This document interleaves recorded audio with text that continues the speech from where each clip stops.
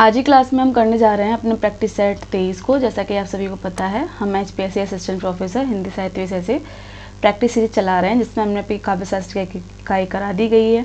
ठीक है, इसके अतिरिक्त हिंदी साहित्य का इतिहास जो हमारी दूसरी इकाई है, इसमें हमने आपको 22 सेट करा दिए हैं। ठीक है, तो जैसा मैं आपको बता दूं कि हम रीतिकाल पर प्रश्न कर रहे हैं, तो देखिए आज जो क्लास होगी वो रीतिकाल की अंतिम क्लास होगी। ठीक है, रीतिकाल की लास्ट क्लास होगी। तो इसमें देखिए 2-3 क्वेश्चन, जैसा कि आपको पता है 15 क्वेश्चन आपको करा रहे हैं, लेकिन यहाँ पर आपको 2-3 क्वेश्चन एक्स्ट्रा देखने को मिलेंगे। ठीक, तो शुरू करते हैं अपनी क्लास को। तो चलते हैं अपने पहले प्रश्न की तरफ। तो पहला प्रश्न है कि बिहारी को पीयूष वर्षी मेघ किसने कहा। महत्वपूर्ण प्रश्न है, याद रखेंगे। बिहारी को पीयूष वर्षी मेघ किसने कहा है? रामचंद्र शुक्ल ने कहा, नगेंद्र ने कहा, राधाचरण गोस्वामी ने कहा, बच्चन सिंह ने कहा। जैसा कि आपको पता है, बिहारी को जो ख्याति प्राप्ति किसके कारण हुई थी? उनकी रचना सतसई के कारण। इसीलिए देखिए उनकी रचना को उनके नाम से जोड़ दिया जाता है, बिहारी सतसई कहा जाता है। और अगर बात करें कि सतसई क्यों कहा जाता है, क्योंकि इसमें देखिए 700 प्लस क्या हैं, दोहे हैं। मैंने आपको एक चीज़ और बताई थी कि इनके जो दोहों की संख्या में काफ़ी मतभेद हैं। कोई मानता है 700 हैं, कोई मानता है 719 हैं, कोई मानता है 713 हैं। तो सर्वसम्मति कह लें किसे मिली? 713 को। याद रखेंगे इस चीज़ को। तो अब बात आती है कि बिहारी को पीयूष वर्षी मेघ किसने कहा। पीयूष का मतलब क्या होता है? शहद। ठीक है, शहद। ठीक है, तो राधाचरण गोस्वामी ने क्या है, बिहारी को पीयूष वर्षी मेघ कहा। क्यों कहा? क्योंकि इन्होंने जो श्रृंगार से ओतप्रोत जो रचनाएं लिखी हैं, है ना, उस कारण से क्या है, इन्होंने इसे पीयूष वर्षी मेघ कहा। चलते अपने अगले प्रश्न की ओर। तो अगला प्रश्न देखें कि बिहारी को चतुर प्रयोक्ता मात्र, यानी कि शब्दों का चतुर प्रयोक्ता मात्र किसने कहा। सबसे पहले शब्द समझेंगे कि बिहारी ने जो अपने दोहे लिखे, कहते हैं ना कि उनके एक एक दोहे पे, जिस राजा के आश्रम में, जयसिंह के आश्रम में ये रहा करते थे, तो वो उन्हें एक एक दोहे पे क्या है, सोने का सिक्का भेंट करते थे, है ना। तो देखिए उनका जो शब्द चयन था अपनी रचना में, अपने दोहे में, वो कैसा था? परिस्थिति के अनुकूल किया। हालांकि जो श्रृंगार रस में जो प्रेम की अभिव्यक्ति होनी चाहिए, वो प्रेम की अभिव्यक्ति एकदम हृदय को प्रफुल्लित करने वाली नहीं थी। उन्होंने क्या है, अतिशयोक्ति का वर्णन अधिक कर दिया। यदि हम उनके कुछ दोहे वियोग श्रृंगार के पढ़ लें, तो उसमें इतनी अतिशयोक्ति कर दी है, तो यहाँ पर ये लगता है कि कुछ ज़्यादा ही बड़ा चढ़ा के कर दिया। और ये बात रामचंद्र शुक्ल ने भी बिहारी के लिए कही है कि जो भाव प्रेम का होता है, वो बिहारी की रचनाओं में पढ़ने से वो सादगी नहीं आती, है ना। ऐसा लगता है इसे बड़ा चढ़ा दिया गया हो। ठीक, तो ये बात तो मैंने आपको जो पिछली क्लास कराई थी, तो ये सारी चीज़ें मैंने आपको समझाई थी। लेकिन अब देखिए यहाँ पर महत्वपूर्ण क्या है कि किस विद्वान ने इन्हें शब्दों का चतुर प्रयोक्ता मात्र कहा, यानी कि जो इनके शब्द चयन है परिस्थिति के अनुकूल हैं। ठीक है, और शब्दों के चयन में क्या है, इनका जो दृष्टिकोण है वो बहुत ही उत्तम है। तो ये किसने कहा कि शब्दों का चतुर प्रयोक्ता मात्र है? तो ये किसने कहा है? एडविन ग्रिव्स ने। एडविन ग्रिव्स ने, याद रखेंगे। ठीक है, चलते अपने अगले प्रश्न की तरफ। तो देखिए अगला प्रश्न है कि बिहारी रत्नाकर किसकी रचना है। बिहारी रत्नाकर किसकी रचना है? तो देखिए सबसे पहले हम ये समझेंगे, बिहारी जो रत्नाकर है ये क्या है, बिहारी की जो रचना है बिहारी सतसई, ठीक है, उस पर ये टीका लिखी गई। टीका से तात्पर्य, जैसे यदि अभी कोई रामचरितमानस है, अब हम उससे प्रभावित होकर उस पर लिख दें। हालांकि डॉक्टर नगेंद्र ने ये चीज़ बोली है कि जितना रामचरितमानस पर जो टीका लिखी गई, उसके बाद यदि किसी ग्रंथ पर जो टीका लिखी गई है, तो वो कौन सा ग्रंथ है? बिहारी सतसई। ठीक है, तो इस पे देखिए काफ़ी सारी टीकाएं देखने को मिलती हैं। जैसे कृष्ण कवि ने लिखी है कृष्णलाल की टीका, श्रुति मिश्र ने लिखी अम्रचंद्रिका, लल्लू लाल ने लिखी लाल चंद्रिका, है ना। अंबिका दत्त व्यास ने बिहारी विहार लिख दिया। वहीं पदम सिंह शर्मा ने लिखी संजीवनी भाष्य, संजीवनी भाष्य, इस पर ही तो टीका लिखी है। अब जो आ रही है हमारी बिहारी रत्नाकर, तो वो किसने लिखी है? जगन्नाथ दास रत्नाकर ने, है ना, जगन्नाथ दास रत्नाकर ने। ठीक है, और जैसा कि मैंने आपको बताया कि बिहारी के दोहों को 713 की संख्या किसने दी है कि इनकी 2 से 713 हैं, तो इन्होंने ही इस बात को बोला था जगन्नाथ दास रत्नाकर ने कि बिहारी की जो संख्या है दोहों की वो कितनी है 713। ध्यान रखेंगे इस चीज़ को, ठीक है। तो यहाँ पर आपको क्लियर हुआ कि ये बिहारी सतसई पे लिखी गई एक टीका है और किसकी रचना है, जगन्नाथ दास रत्नाकर की। ठीक, अब बात करें पदम सिंह शर्मा की, जैसे मैंने हालांकि आपको बता दिया था लेकिन यहाँ पर लिख देती हूँ, इन्होंने भी टीका लिखी जिसका नाम था संजीवनी भाष्य। याद रखेंगे, संजीवनी भाष्य। लल्लू लाल की क्या बताई मैंने आपको, लाल चंद्रिका। ठीक है, ये बिहारी के सतसई जो रचना है उस पर ही क्या है इन लोगों ने टीका लिखी। ठीक, बिहारी की तो आपको बताई थी, बिहारी सतसई। ठीक है, समझ आ रही है बात। ये उनकी मूल कृति है और इसके ऊपर इसको आधार बनाकर जो रचना लिखी गई, जैसे पदम सिंह शर्मा ने संजीवनी भाष्य लिखी, जगन्नाथ दास रत्नाकर ने बिहारी रत्नाकर लिखी, लल्लू लाल ने लाल चंद्रिका। ठीक, तो यहाँ पर आपको ये चीज़ें क्लियर हुई होंगी। ठीक है, चलते अपने अगले प्रश्न की तरफ। तो अगला प्रश्न देखिए कथन से है और महत्वपूर्ण कथन है। ये कथन पूछा जाता है, हालांकि मैंने आपको जब क्लास कराई थी तो मैंने संक्षेप में बता दिया था, लेकिन अब देख लेते हैं एक बार फिर से कि पूरे यूरोप में एक भी कवि बिहारी की बराबरी नहीं कर सकता। यूरोप में बिहारी सतसई के समक्ष कोई रचना प्राप्त नहीं होती है। कथन किसने कहा है, रामचंद्र शुक्ल ने कहा, गियर्सन ने कहा, एडविन ने कहा या बच्चन सिंह ने कहा। तो देखिए गियर्सन ने क्या है, बिहारी सतसई को जो उन बिहारी की रचना से प्रभावित होकर उन्होंने जो ये बात कही है कि पूरे यूरोप में क्या है बिहारी जैसा कोई भी कवि नहीं, या फिर कह लें बिहारी सतसई जैसी कोई रचना उपलब्ध नहीं है, तो ये किसने बोला, गियर्सन ने। ठीक है, चलते अपने अगले प्रश्न की तरफ। तो अगला प्रश्न देखिए हमारी रचना से है कि राधा सुधा शतक किसकी कृति है, महत्वपूर्ण ये पूछी जाती है। राधा सुधा शतक किसकी कृति है, तो ये किसकी कृति है, हटी जी की। ठीक है, अब बात करें कि सेनापति कृति के बारे में, हालांकि मैंने आपको बताया है कवित्त रत्नाकर। ठीक है, कवित्त रत्नाकर, इसके साथ ही काव्य कल्पद्रुम, काव्य कल्पद्रुम, काव्य कल्पद्रुम। ठीक है, नेवाज की अगर हम बात करें तो देखिए इनकी जो रचना है शकुंतला नाटक, महत्वपूर्ण है, याद रखेंगे, शकुंतला नाटक, शकुंतला नाटक। अगर हम बात करें पजनेस की तो उन्होंने देखिए पजनेस प्रकाश लिखा है। क्या लिखा है इन्होंने, पजनेस प्रकाश, पजनेस प्रकाश। ठीक, तो राधा सुधा शतक किसकी कृति हो गई, हटी जी की हो गई कृति, और इसमें क्या है, राधा का चित्रण किया गया है। ठीक है, इनके नाम से ही आपको पता चल रहा होगा, राधा का चित्रण किया गया है, और साथ ही जो राधा के जो ठाट बाट थे, उनके रहना है ना, कैसे वो रहती थी, क्या परिवेश था, तो ये सारी चीज़ें यहाँ पर वर्णित की गई हैं। ठीक है, चलते हैं अपने अगले प्रश्न की तरफ। तो अगला प्रश्न देखें कि आलम का विवाह किससे हुआ। ठीक है, तो देखिए जो ये प्रश्न चल रहे हैं रीति मुक्त धारा के चल रहे हैं। ठीक है, तो मैंने आपको बताया कि आलम ने प्रेम के ऊपर लिखा है, घनानंद ने प्रेम के ऊपर लिखा है, बोधा ने लिखा है, ठीक है, ठाकुर ने लिखा है। और एक चीज़ आप देखें, रीति मुक्त जो धारा है, इन्होंने क्या है, किसी नियम को नहीं माना, इन्होंने मुक्तक रचनाएं की हैं, ये आप ध्यान रखेंगे। ठीक है, तो आलम का विवाह किससे हुआ, रंगरेजिन से। देखिए कहा जाता है कि जो आलम थे वो जाति से कौन थे, ब्राह्मण थे, जाति से क्या थे, ये ब्राह्मण थे। ठीक है, लेकिन इन्हें किससे प्रेम हो गया, रंगरेजिन से।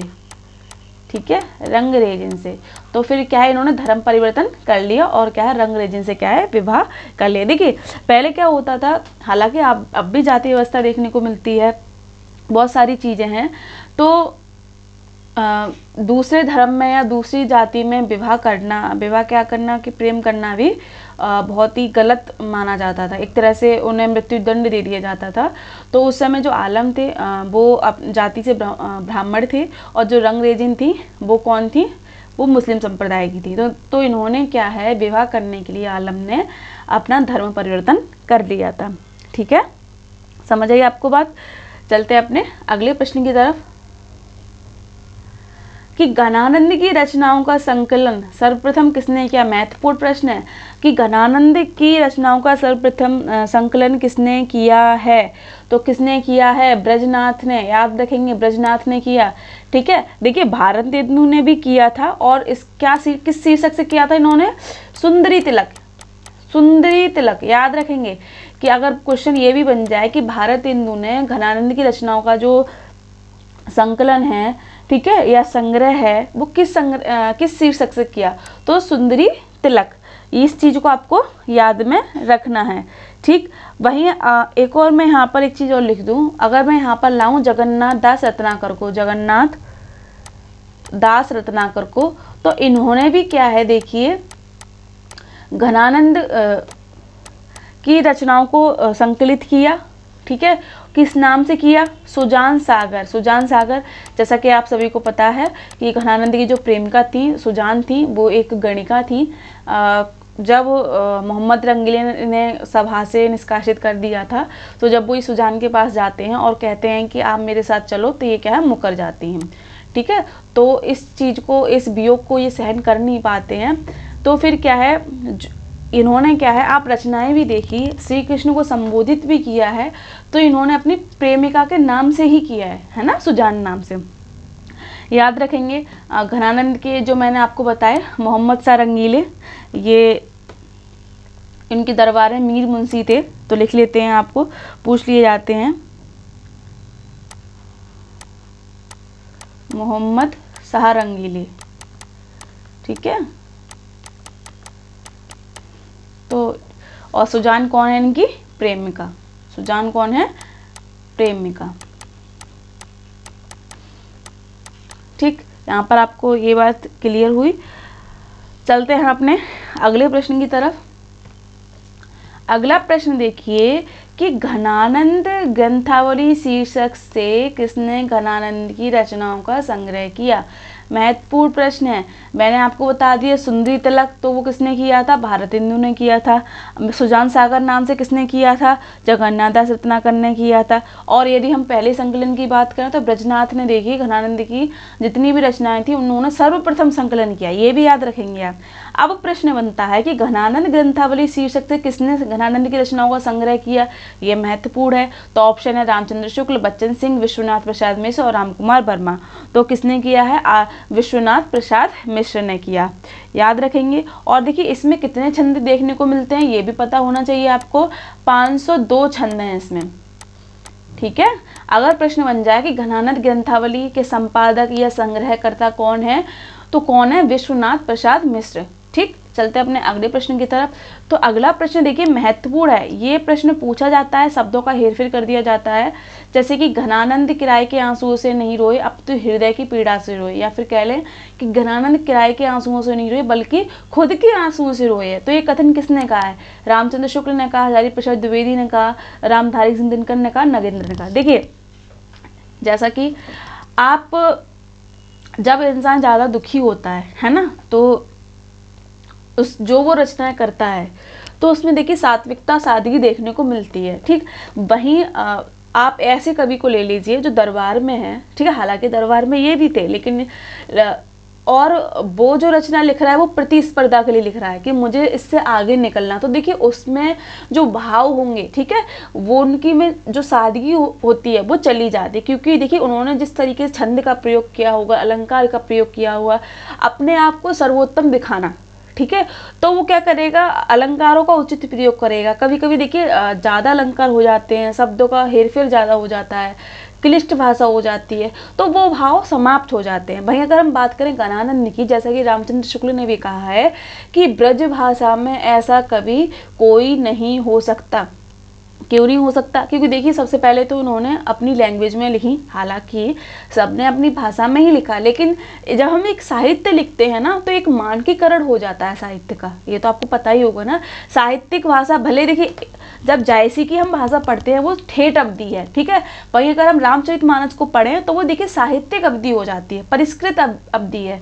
तो यही डिफरेंस होता है। घनानंद ने क्या है, ब्रज भाषा में लिखा, लेकिन देखिए उनके जो शब्दों का चयन है, वो जो शब्दों का प्रयोग उन्होंने किया है वो हृदय से किया है, ठीक है। उन्होंने ये नहीं कि यहाँ पर ये शब्द होना चाहिए, उनके मन से जो शब्द निकले उन्होंने उनको कह दिया। तो वही बात है, इसीलिए देखिए घनानंद की जो रचना है वो जो पाठक है उनसे बड़ा कनेक्ट करती है। क्यों करती है, सबसे पहले तो वियोग श्रृंगार से इन्होंने स्टार्टिंग की थी। अब वियोग श्रृंगार तो आपको पता ही है, जब प्रेमी प्रेम का बिछड़ जाते तब का वर्णन इसमें किया जाता है ना। तो वही इनकी प्रेमिका ने इनका साथ नहीं दिया, इसके बाद ये इनका हृदय टूट गया। तो फिर इन्होंने क्या रचनाएं स्टार्ट कर दी, कृष्ण भक्ति की तरफ ये चले गए।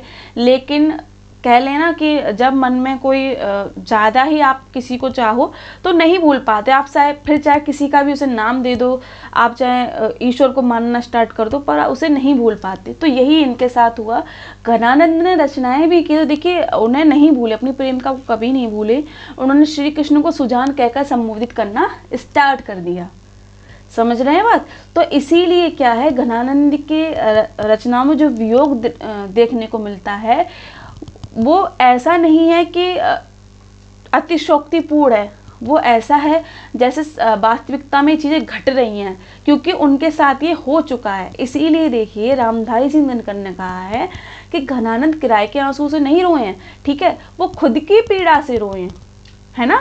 वो पीड़ित हैं, इसीलिए देखिए उनके जो भाव हैं वो निकल रहे हैं, ठीक है। वो ये नहीं देख रहे कि मैं यहाँ पर ये छंद का प्रयोग करूँ, ये कि यहाँ पर ये अलंकार लगाऊं, जो शब्द उनके निकले, ठीक है, उनको उन्होंने लिख दिया। इसीलिए रामधारी सिंह दिनकर ने ये लाइन बोली है कि घनानंद किराए के आंसुओं से नहीं रोए बल्कि खुद के आंसुओं से रोए, या फिर कह ले हृदय की पीड़ा से रोए। तो ये याद रखेंगे, ये प्रश्न पूछा ही जाता है। ठीक, चलते अपने अगले प्रश्न की तरफ। तो देखिए अगला जो हमारा प्रश्न है रचना से है कि इश्कलता किसकी कृति है। तो ऑप्शन दिए हैं घनानंद, आलम, बोधा, ठाकुर। तो इश्कलता किसकी कृति है? घनानंद की। ठीक है। और घनानंद की देखिए और भी कृतियाँ हमें देखने को मिलती हैं, जैसे एक है वियोग वेली, लिख लेंगे, ठीक है, पूछी जाती हैं। वियोग वेली, इश्कलता, ये तो है ही यहाँ पर, ठीक है। और प्रीति पवास, प्रीति पवास, प्रेम पत्रिका, प्रेम पत्रिका, कृष्ण कौमुदी, कृष्ण कौमुदी, है ना, कृपा कंद, कृपा कंद। और काफ़ी सारी इन्होंने बृहलीला, बृहलीला, बृहलीला, ठीक है। रसकेली बल्ली, रसकेली बल्ली,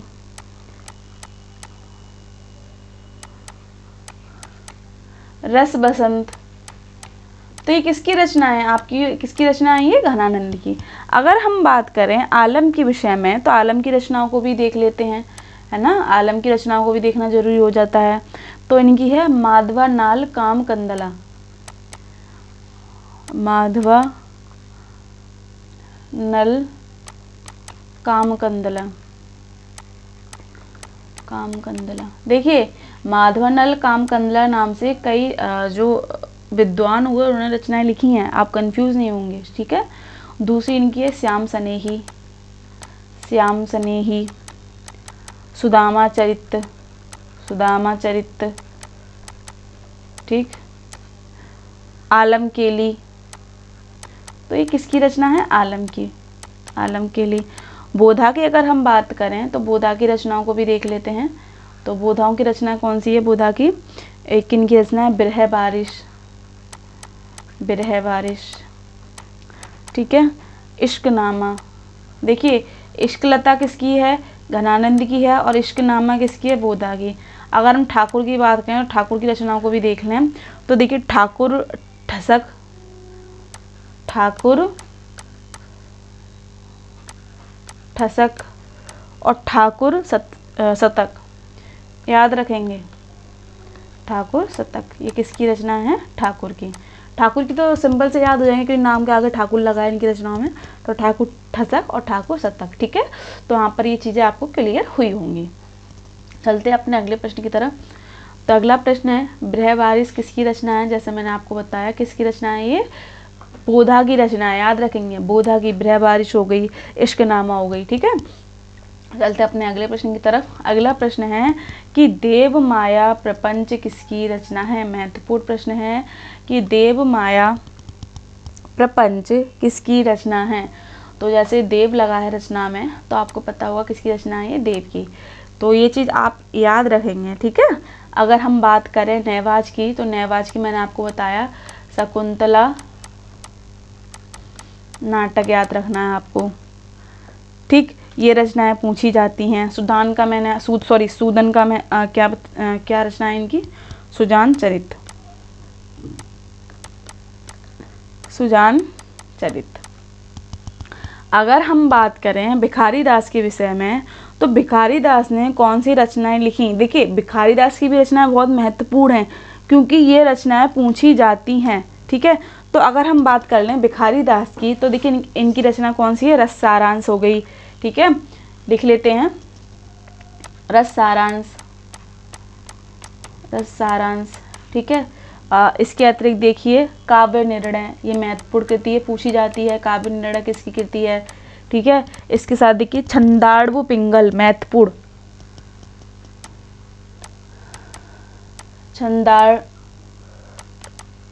छंदाड़व पिंगल। ठीक है, और शतरंज शतिका, शतरंज शतिका। ठीक, शब्द नाम प्रकाश कोश, महत्वपूर्ण, शब्द नाम प्रकाश कोश। ठीक है, ये महत्वपूर्ण रचना याद रखेंगे।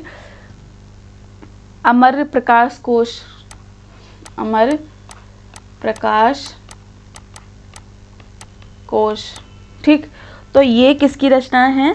आपके भिखारी दास की। देव की जैसे हो गई देव माया प्रपंच। ठीक है, प्रश्न ये था कि देव की कौन सी की? देव माया प्रपंच है। इसके साथ ही अगर हम देव की और रचनाओं को देखें तो देखिए देव की और रचनाएं भी हैं। ठीक है, जैसे जाति विलास, जैसे जाति विलास पूछ लिया जाता है, जाति विलास। ठीक है, देव शतक, देव शतक, वैराग्य शतक, वैराग्य शतक, शब्द रसायन,